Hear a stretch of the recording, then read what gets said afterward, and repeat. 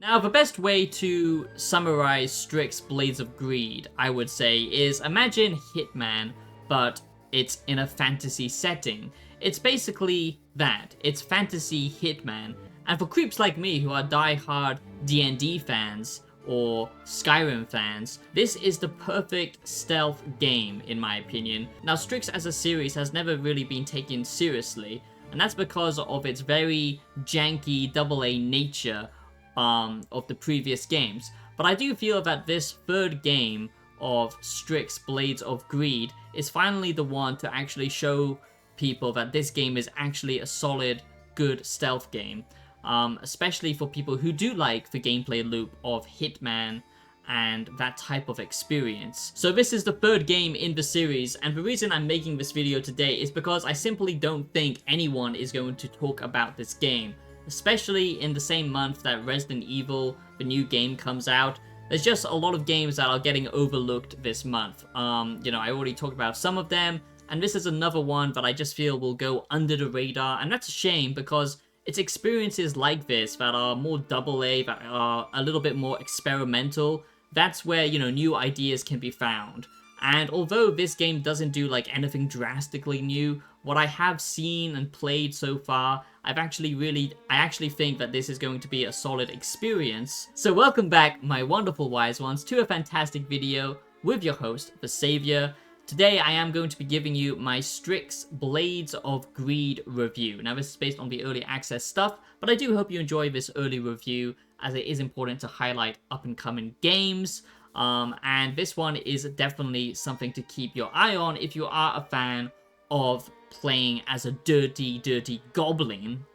Finish it!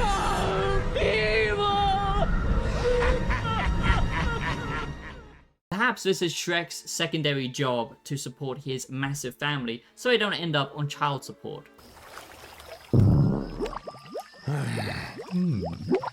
So this is now the third game in the series, and I do think that they have added much more polish to the experience this time around. So we're going to go into the positives and the negatives of this Styx Blades of Greed review, and then you can weigh up the decision if it's worth your time or not, if Styx Blades of Greed is worth playing or buying, or you should just wait for a sale. I never give you a review score, and I will say if I have a subjective take, but I do try and keep it as objective as possible, and I'll let you know when it is, a personal bias. So if you enjoy early reviews, deep video, essays, and analysis on video games, philosophical videos, become a wise one today and subscribe. So first you have to understand that now you're going to be playing in 3 massive giant areas, okay? And each of them are so built up. And the art style in some ways kind of reminds me of that gritty Warhammer art style, which I really love. There's so much verticality to this game. In fact, I think this is the most verticality I've seen in any stealth game.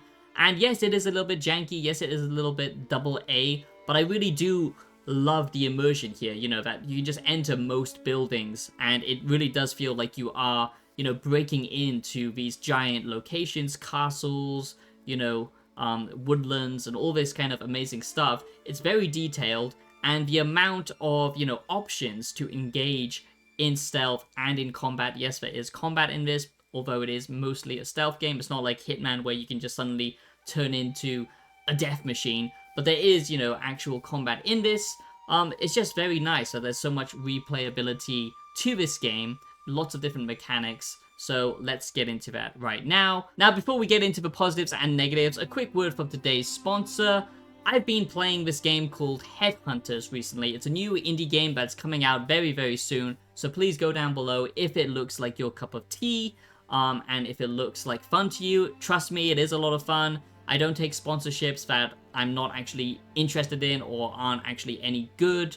And yeah, just enjoy my quick review on it. Let me know if it looks good to you, and if it does, then go and support the developers. Links will be in the description and the comment. Take a look at Headhunters. So I've been playing a game recently called Headhunters, and honestly, this is one of those party games that instantly clicks the moment you start a match. The easiest comparison, I would say, is Smash Bros, but it's got its own crazy twist. So basically, instead of controlling a full character, you actually play a floating head, and the goal is simple. You gotta knock the other players out of the arena to score the points. Where it gets really crazy and clever though is the body system. At any time, your head can attach to different bodies scattered around the map, and every body completely changes how you play. Basically, 1 minute you're firing laser beams, the next you're launching chickens, swinging giant axes, or shooting missiles at each other, and it's all about momentum. That's what makes this game very addictive, in my opinion. So the game constantly becomes this scramble. You're platforming, chasing, escaping, and basically, you just gotta always stay in the arena. You get momentum and that ability when you're just ahead, but when you're tied to a body, you're much more grounded. So it really, changes the gameplay up. The damage system also adds a nice layer of strategy.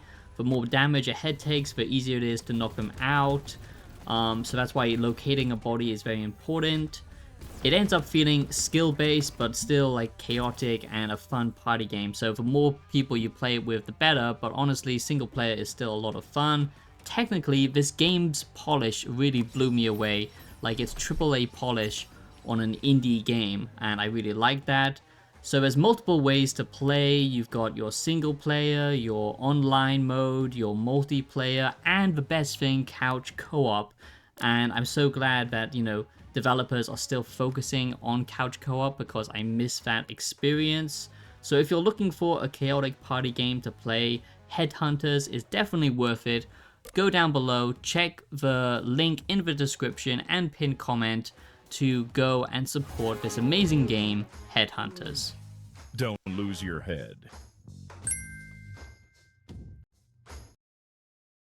One thing they love more than a hero is to see a hero fail, fall, die trying. So the first positive is, like I said, the verticality of this game is very impressive. There are 3 major big areas. I've only checked out 1 so far from the gameplay and what I've actually seen. These 3 areas have giant zones that you can go and explore, and as you complete the missions, you will go back later and backtrack and unlock like little checkpoints and kind of ease of access to travel around the map faster, and also you unlock tools later that will help you in backtracking. For example, like the glider that is new, kind of like Breath of the Wild glider, which is really fun, and you'll find like smoke and chimneys to give you boosts and stuff like that.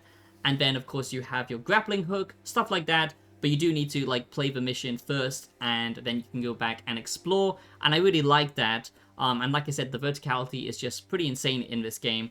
And although yes, some things are janky animation wise and combat wise, the overall detail is very impressive, I would say. Also, you are playing as an evil asshole, and I just love how evil Styx kind of is, and how he doesn't apologize for being a dick, basically.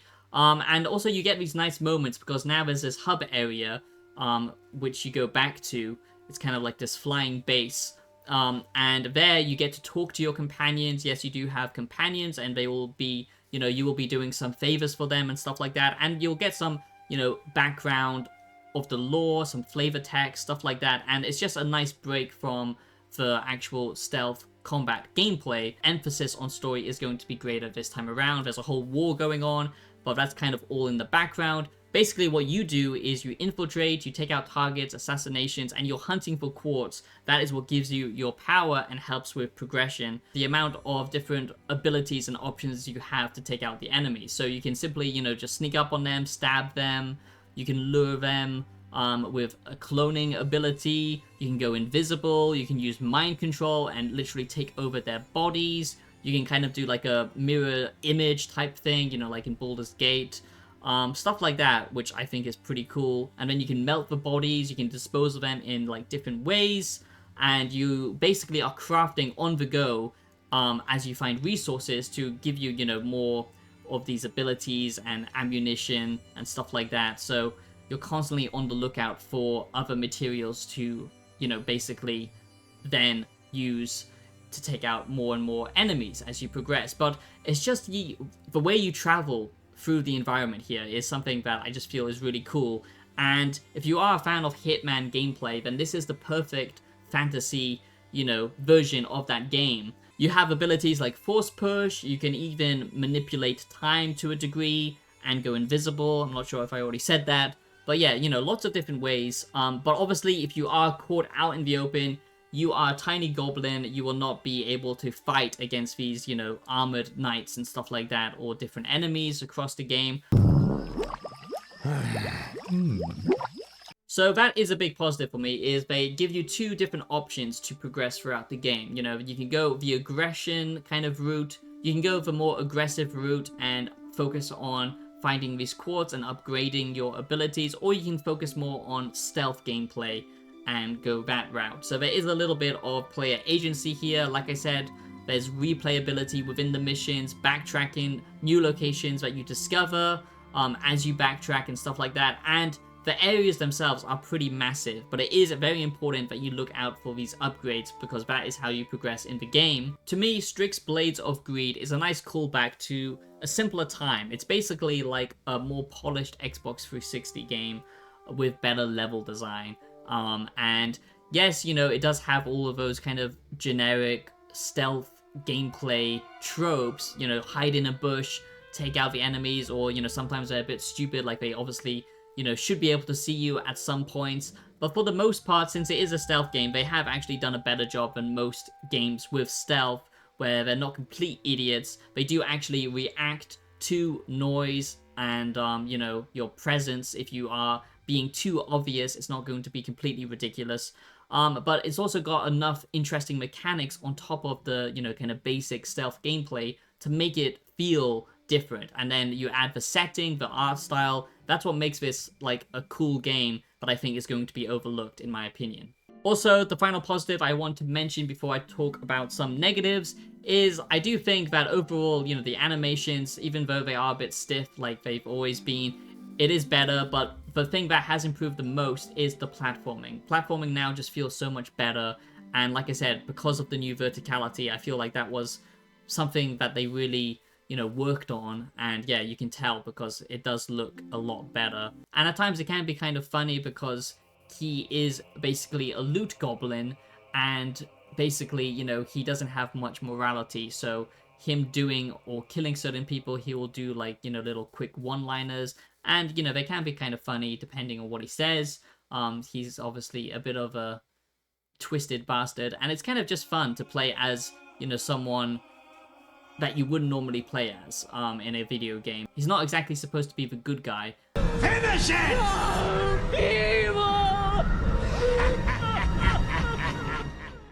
And there's just a lot of interaction with the level design. You know, of course you can drop things on people's heads, but just the way you can choose to get rid of enemies. There's so many interactable elements like poisoning people, climbing down chimneys, you know, breaking things, tricking people, you know, making them suspicious of each other, all of this kind of stuff, and that just makes it feel much more alive. But there are some negatives. Like I said, if you want, you know, a AAA experience, then don't be expecting that from this game. But finally, I will say there are a few negatives, and that is basically, you know, just sometimes the sound effects seem kind of off, or they just don't trigger. That could just be a bug with the early access stuff that I've seen.